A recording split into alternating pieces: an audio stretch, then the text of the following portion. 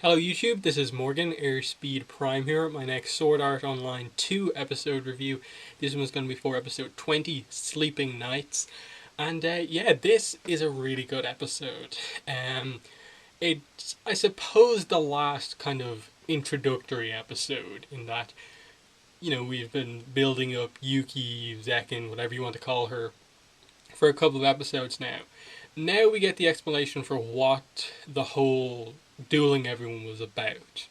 And it's a really cool explanation. There's still some mysteries there because, they give some kind of vague answers. And then you get continuing on the whole Asuna character focus that's been very present in this arc up to now. So very focused arc so far on what they need to be, and it's just really, I suppose it's a huge thing to say about this show that it can be so strong even when the main character is not really in the show all that much in this arc. But that makes it all the better when you have moments when like Kirito suddenly makes his entrance into this arc in such an amazing way. So very good episode overall. Like the my reaction to the cliffhanger ending, just watching it there, even though I've seen the episode before, was just like, yes, he's here, and it was just a really epic moment. But yeah, let's get into some analysis on this. So we start off with obviously the explanation about why Yuki's been doing what she's been doing, and basically they're a group of 6 called the Sleeping Knights.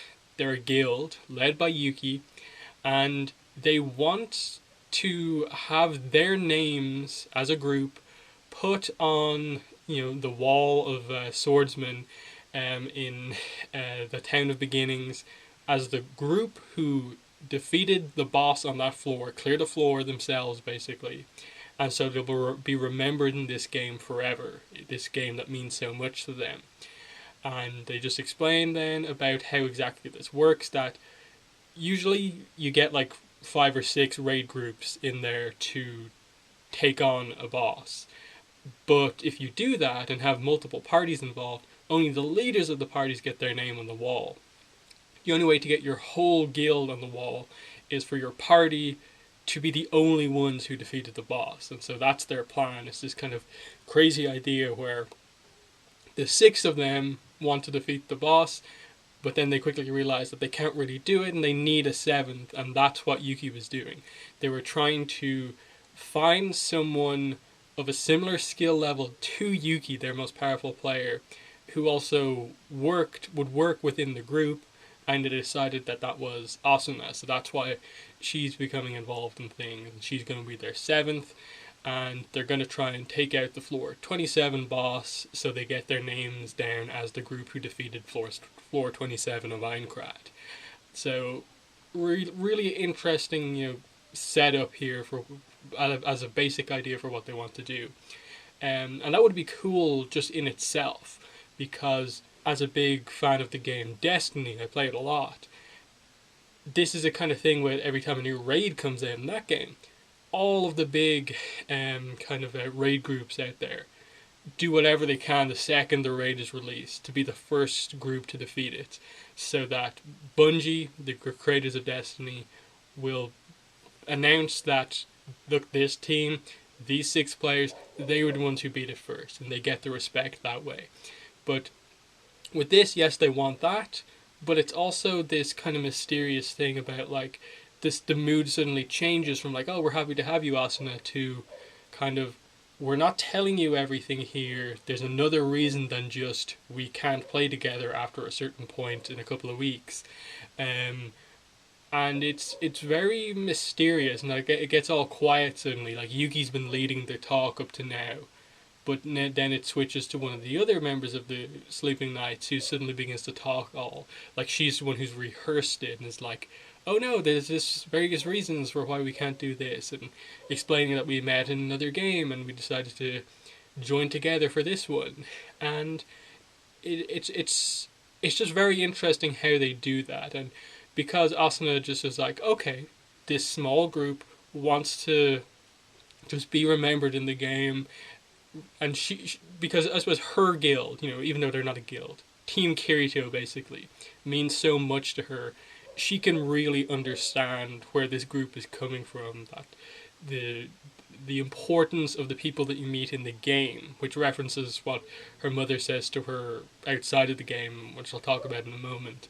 But Asuna understands this, and so doesn't really pry into it more and try and kind of get the full reason out.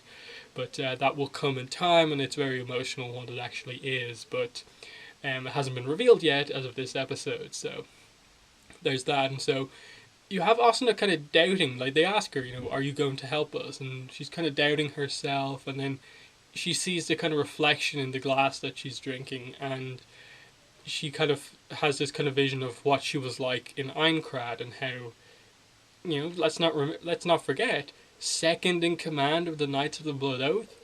She was the one basically leading the the assault team into raids on these bosses in an actual game of death. She can help this team to do this. She has the experience needed to do that. And just the lack of confidence coming from her experiences in the ALO arc with being captured, and then these issues that she's having with her mother outside of the game are all coming together to kind of make her lose confidence in herself. And it's an interesting character arc they're straight away setting up for her here. And she eventually decides she's going to help them. She knows that she has experience that this group doesn't necessarily have that can really help. Obviously, as I said, second in command, she has led so many boss battles, and even in ALO with Team Kirito and stuff like that, she's done them as well. She knows what to do in this case, and the best strategy is required.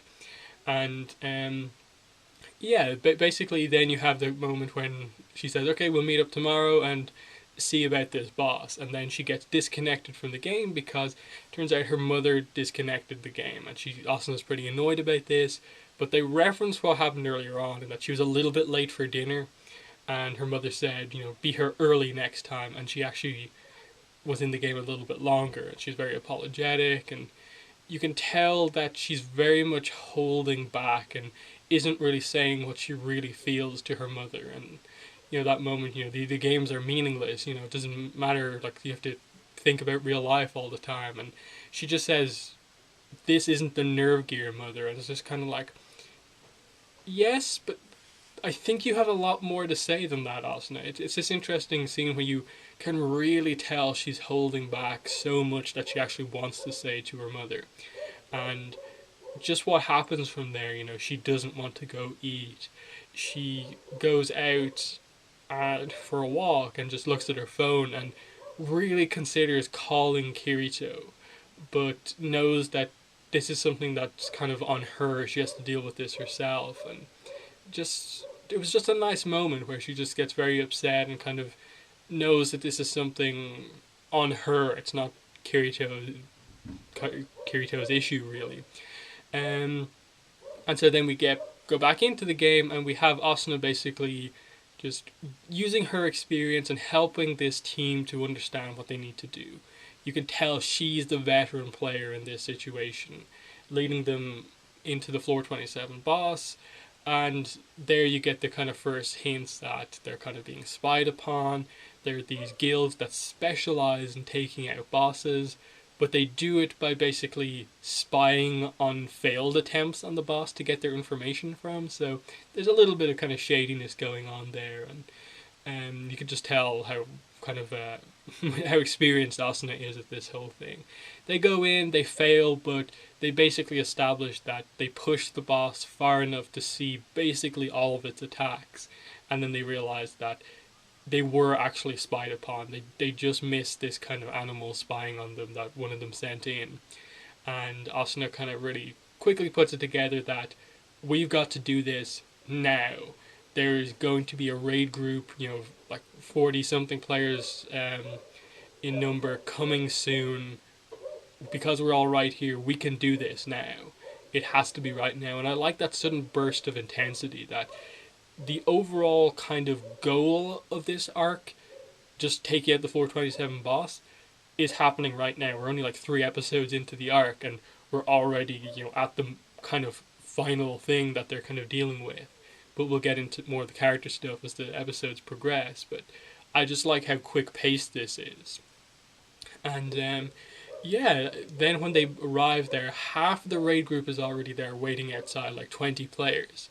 And they're blocking their way. They won't let them in, even though it's going to be like an hour before they can actually get the full group together. And it's just this really big contrast between Asuna, who's just kind of like, please let us in, like, and she's just kind of like, no matter what she says logically and stuff like that, she's not getting past these guys. And then Yuki, who's obviously the leader of the Sleeping Knights, Zekin, she kind of, just comes into play suddenly. She hasn't really been the focus for the last couple of minutes of the episode. And then she just steps up to him, really casually, just like, this is a game, I'll fight you to get by you. And he's just kind of like, what? No, I'll beat you. And then she really easily defeats him. And she inspires Asuna to fight as well. She inspires the whole group to fight and get through and make it so that they don't have to wait until the next floor. They're going to clear the boss this time. And what Yuki says to really inspire Asuna is so important. This idea that, sometimes you just kind of have to fight to get across your point is such a big thing for Asuna at this point in time. Yes, it relates to her playing in-game and stuff like that. There's sometimes where you just have to fight to get what you want. But it's really speaking to Asuna in terms of real life, that her mother doesn't understand the games. Asuna understands the importance of real life stuff. She does. But also understands to her how important the virtual world is. It kind of is telling her, have an argument with your mother. Get your point across about how important the game is to you.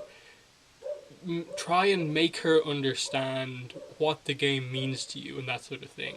That's what they're going for here.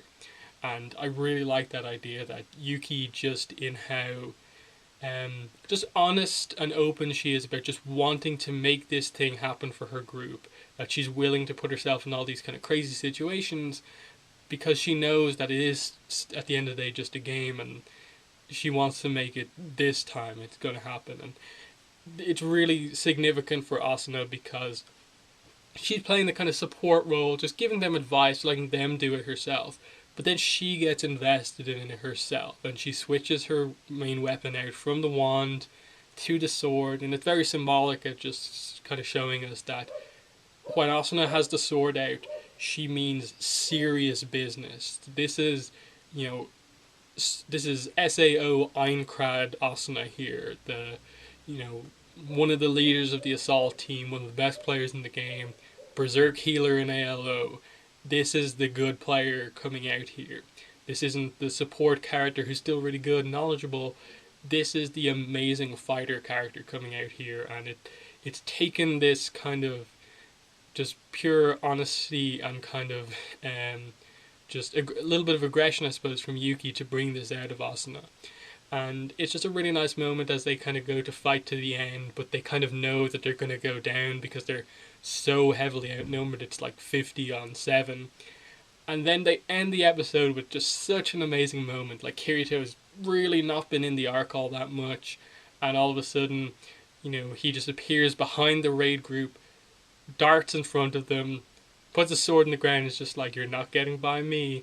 And it's a really nice scene because Asuna didn't expect it. You can tell that she didn't ask him for this help, but the fact that he's coming, he's not trying to get involved with the Sleeping Knights. He's just kind of like, no, you guys fight your way in there with those guys. You can do that.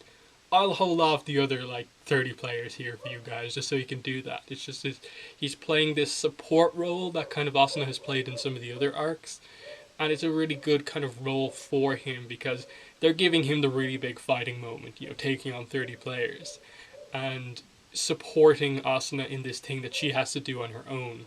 He's not going to do it for her or actively help her in her fight. She has to do that herself. They're really careful about the focus of this is Asuna, but Kirito is her boyfriend. He is going to know something's up and try and help her.